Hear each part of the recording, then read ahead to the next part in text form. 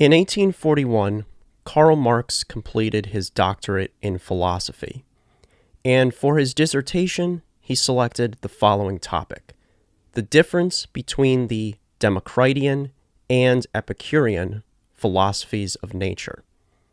Democritus and Epicurus were two philosophers who lived in ancient Greece. They both subscribed to a school of thought known as atomism. And in a sense, the atomists were some of the earliest philosophers to embrace a materialist view of reality. Although that term was not in use at the time, given that Marx was a materialist, this might explain in part why he might have chosen this topic to write about. By a philosophy of nature, Marx is referring to ideas about the natural world. What is the world made of? And how do the things of the world come into being? How do things come to exist? As to the first question, the atomists thought that the world was physical, material, and that all of the material that exists was itself composed of irreducibly smaller units. We could think of these as like the building blocks of reality. And they called these building blocks atoms. In Greek, the word atom means indivisible or uncuttable.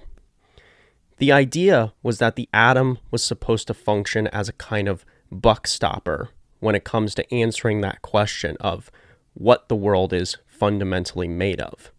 You see, the atomists might have looked out at the world and observed that everything seems to be made of smaller and smaller components.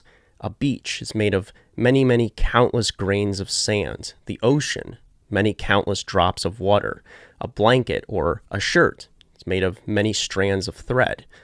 But what makes up an individual grain of sand? What makes up one drop of water, one strand of thread? At the time, these philosophers did not have access to microscopes or technology, anything like that. But they reasoned that the buck had to stop somewhere. So they came up with the atom being the smallest, most fundamental component upon which everything else in the world is built, or rather out of which everything else in the world is built. And it's kind of ironic that we still use this word atom today, because when we use the word atom now, we're actually not referring to the smallest unit of matter, because now we know that there are even smaller things than atoms. We have subatomic particles. But I think we can give Democritus, Epicurus, and the other atomists a pass, since they didn't have access to the kind of technology that we have today. What about this second question? How do the things of the world come into being? Living in ancient Greece, maybe they thought that Poseidon fills the ocean up with water, or strands of thread all come from the goddess Arachne, something like that. Well, the atomists wanted a way to explain the world without having to rely on the gods. And so they came up with this idea, and this is something that Democritus and Epicurus both agreed on, that the atoms exist within space, what they called the void. The atoms descend from the void, fall downward, and kind of coagulate and form different objects that exist. Like some atoms fall down and form trees, some atoms fall down and form rocks or rivers, and some fall down and form people. At this point, you might be wondering, where exactly is this difference between the philosophy of nature that Democritus subscribed to and the philosophy of nature that Epicurus subscribed to? It seems like up to this point, they're proceeding in lockstep. They're giving the same answers to these questions. They both agree that the atoms exist and that they fall down, and that's how different things come into being. Where is this difference to which Marx is referring? Well, that's where things get interesting. Going all the way back to ancient Greece itself and continuing all the way up to today with contemporary historians of ancient Greek philosophy, there's actually been some debate over what exactly Democritus and Epicurus agreed and disagreed on. There's not necessarily one consensus on those points. In Marx's essay, he believes that Epicurus ascribes certain qualities to the atoms that Democritus did not ascribe, one of these being weight. Well, today this is actually kind of controversial. There are some scholars who believe that both Democritus and Epicurus believed that the atoms had weight, that they weighed something. Presumably, this would explain how and why the atoms fell down from the void in the first place. So whatever they weigh is probably very, very little, but they weigh enough that they're dragged down. There are other scholars who would maybe agree with Marx, that maybe Democritus and Epicurus disagreed on whether the atoms have weight. This might sound like a little bit pedantic for people to disagree on. Did Democritus think atoms weighed something or not? But the point of history of philosophy is to get the story right, to get the story of philosophy as accurate as possible. So I don't think it's a frivolous thing to debate.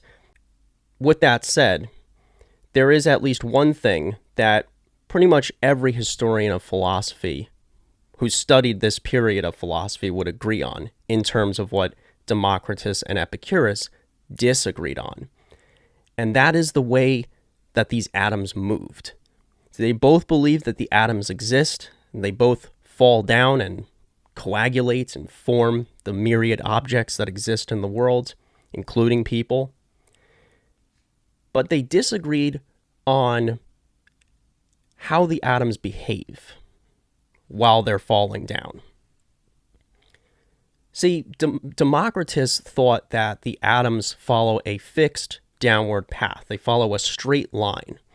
But this kind of raises a couple of questions, like, for instance, why are there so many different things that exist? Why isn't there only one kind of object? Why do some atoms fall down and form trees? Why do some atoms fall down and form people? Why am I a person and not a rock or a body of water or something? The other in question, one that's probably a little bit more distressing, is what does this mean for freedom? Because if atoms only follow a fixed path and human beings are made of atoms, this seems to imply that human beings only follow a fixed straight path. And if you'll recall from the last few videos on Thesis III, this is a big problem that Marx is trying to solve. This is why I think this debate between Democritus and Epicurus is actually so interesting to Marx.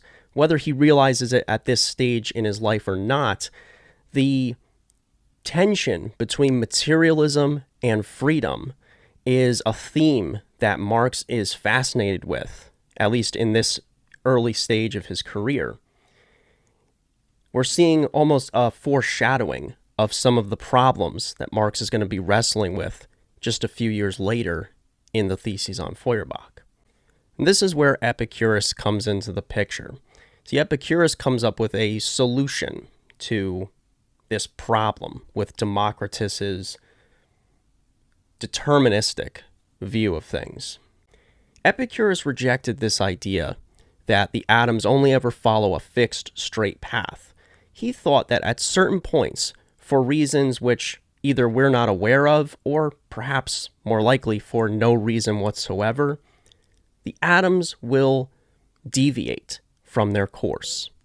Marx, in his paper, refers to this as the declination of the atom, but it's probably better known today as the swerve, the atomic swerve, or sometimes it's qualified as the Epicurean swerve. The idea is that as the atoms are making their way down, every once in a while, they suddenly go left or right. This seems to leave a little bit more room for freedom because it doesn't seem like we're following this fixed path. One of the themes that we've been exploring in this series, precisely because it's something that Marx, I believe, focuses on a lot in the Theses on Feuerbach, is the relationship between more basic underlying assumptions of a philosopher's thought and the implications that it has for how they conceptualize human beings and how much freedom in particular, or lack thereof, that they ascribe to human beings. And I think we're seeing The same thing with Democritus and Epicurus. They both have very similar starting points, metaphysically speaking, but they deviate from one another at a very crucial point, and it's a crucial point precisely insofar as it implicates this question of how much freedom do we have? Do we have any freedom at all? Remember that Marx begins the Theses on Feuerbach by talking about the chief defect of all hitherto existing materialism, that of Feuerbach included. So you have to think that Marx is looking at contemporary materialist philosophers and thinking back to this paper he wrote a few years earlier on some of the earliest kind of proto-materialist philosophers. And from Marx's point of view, it seems like for centuries, materialism has struggled to overcome this tension between the ostensibly determinist aspects of such a worldview and the free human being that Marx desires, and not just desires, but quite literally needs in order for his philosophy to work. We've said many, many times that a revolutionary philosophy, the kind of philosophy Marx wants to develop, needs human beings who can make changes to themselves and ultimately to the world that they live in.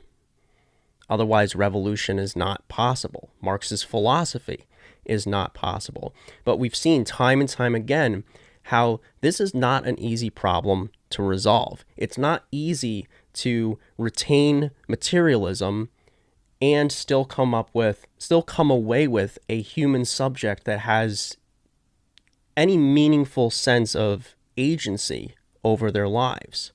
So what does Marx get from the Epicurean philosophy of nature? Does he get a solution to this chief defect of all hitherto existing materialism? Well, no, not really. The chief defect of all hitherto existing materialism is still present in Epicurus, just as it's present in Democritus, albeit the defect takes on a bit of a different character between these two philosophers. See, on the one hand, with Democritus, it seems like everything is determined, everything follows this fixed path, so this question of where freedom can come into the picture is raised. But it's important to keep in mind that that question is also raised by Epicurus's solution to the problem, his swerve. In both cases, we're still not getting at that active side that Marx is fascinated by, that Marx thinks is so important in the Theses on Feuerbach.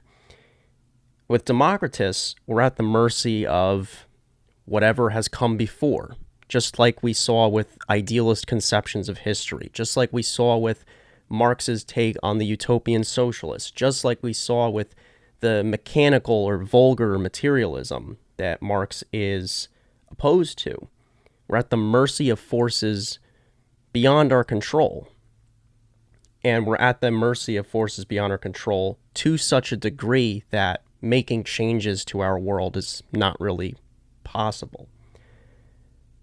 But with Epicurus's swerve, we're still at the mercy of some force beyond our control, only this time it seems like we're at the mercy of randomness. The swerve happens for no reason, but I think we're getting a little bit more than we're bargaining for with that. And I think Marx would probably agree. So why talk about Epicurus in relation to the Theses on Feuerbach, in relation to Thesis III in particular, if Marx is not inheriting Epicurus's particular way of resolving or attempting to resolve this problem, this tension, then what is it? What is it that Marx gets from Epicurus?